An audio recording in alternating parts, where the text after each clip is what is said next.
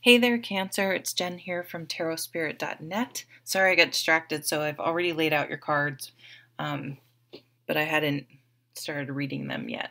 So this is your reading, Cancer, for March 2018.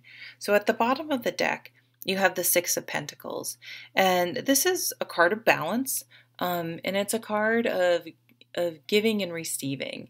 So there are times in our lives when we need help from others, and then there are times when we can be of assistance to other people. And this doesn't have to be um, just money, giving to charity or something like that. There are many different ways that we can help other people. We can help them with our wisdom, with our time, with our energy and things like that. So it's a nice card to just look and see where you may be of assistance, but also be a gracious receiver. People like to help out because it feels good, to help other people.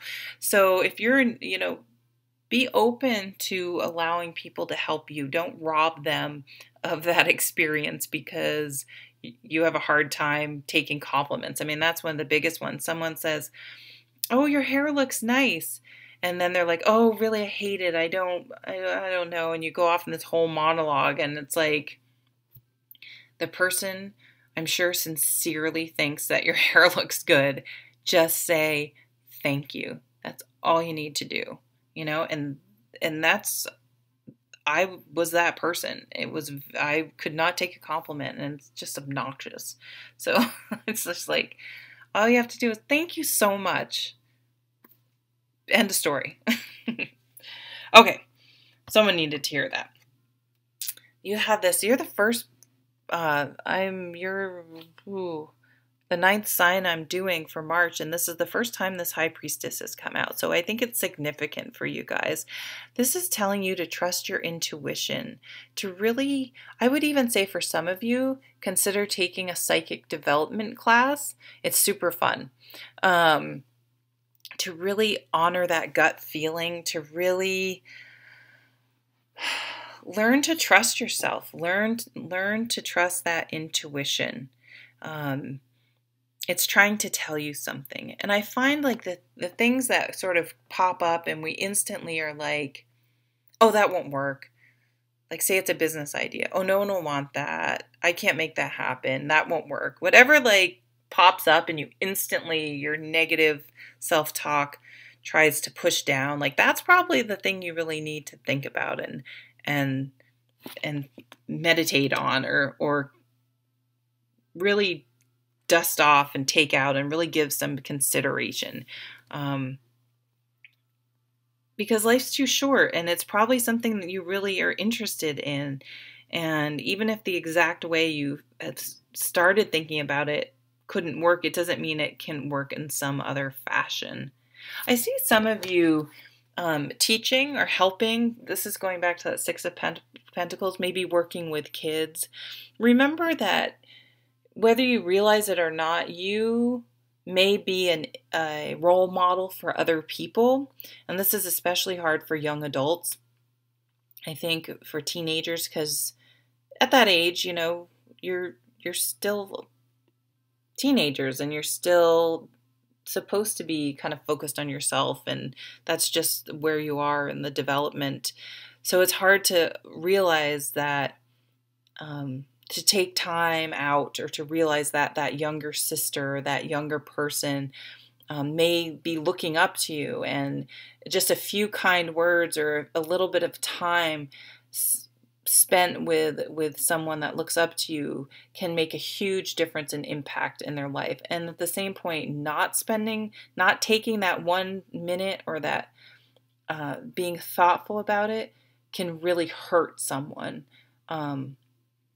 that looks up to you. So if you're going to be, so just think about your actions are important, and you never know who they're going to influence. So be a good role model, be a good teacher, and sometimes the most important gift you can give is a little bit of your time. and kindness to someone. There is one area in your life where you've waited long enough for something to happen, and it's time. It's time to, if you've been waiting to take action on something, it's time to take action. But if you are the one that have been waiting for someone else to take action, it's time to cut your losses. It's time to stop waiting. If you're waiting for someone like romantic, like maybe they said they're gonna call you, or waiting for a relationship to see if it's going to turn into something, like it's not. Like they're not truly interested, or they'd be there. So it's time to move on. And any situation that's become stressful or a burden, it's time to look for a different alternative.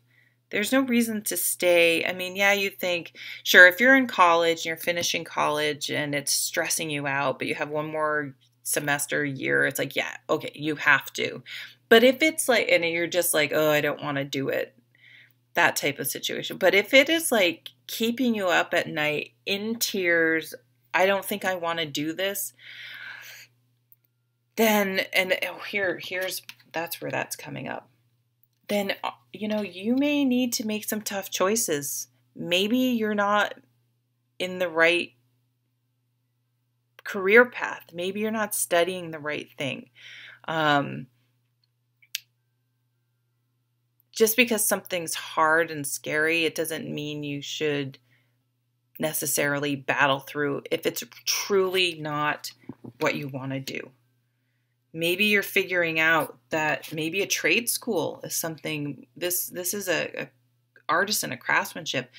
You can go to school for pottery, artistic things. There are different alternative ways to learn. So I don't know, that was important for someone. And not everyone learns the same way. Okay, so not everyone has the same learning style. So if some of you are a teacher in some capacity, to keep an open mind. My son's super dyslexic. He does not learn the same way. You cannot force him just to read for 10 hours a day and think it's going to, quote unquote, fix him. It's just not. You're not going to force someone in a wheelchair if you just sit him in front of those stairs and say, walk up those stairs, that they're all of a sudden going to be able to walk up it.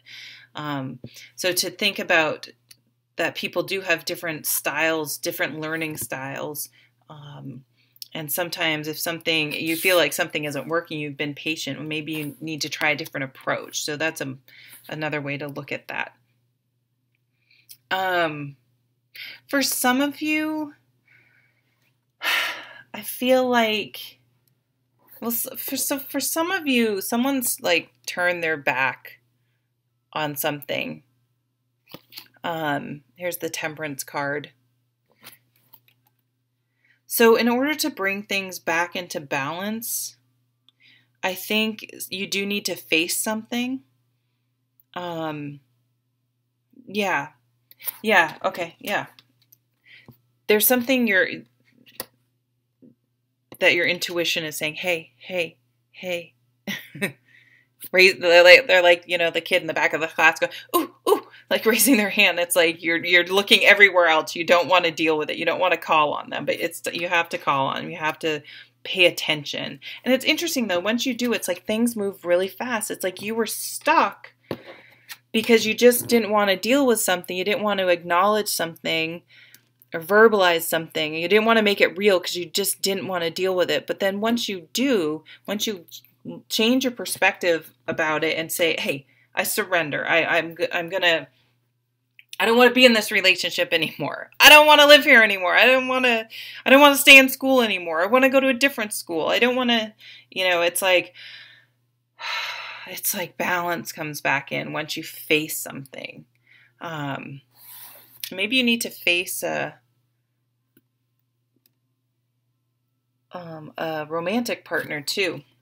Although she looks kind of happy to see him.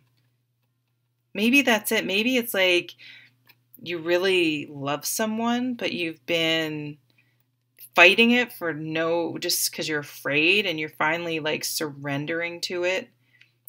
Um, but I think you're going to find people are more supportive than you realize, than you were worried about.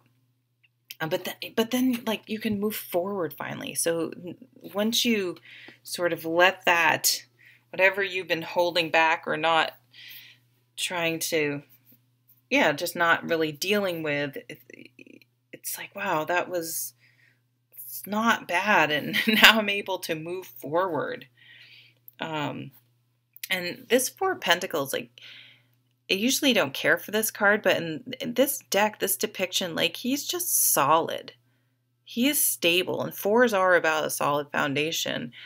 So you have a solid foundation. You can get through this. It's not going to be as bad as you think. It's going to be really positive.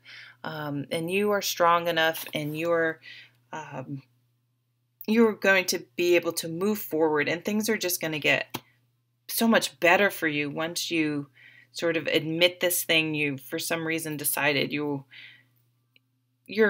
afraid to admit. On some level, maybe you think it's a failure, you think it's silly, maybe it doesn't conform to societal norms or something like that. But once you sort of give yourself permission to live authentically and surrender, just everything feels so much better, and you're able to just move forward really, really quickly and in a really positive way. Okay. Thank you so much, Cancer. Have a great month.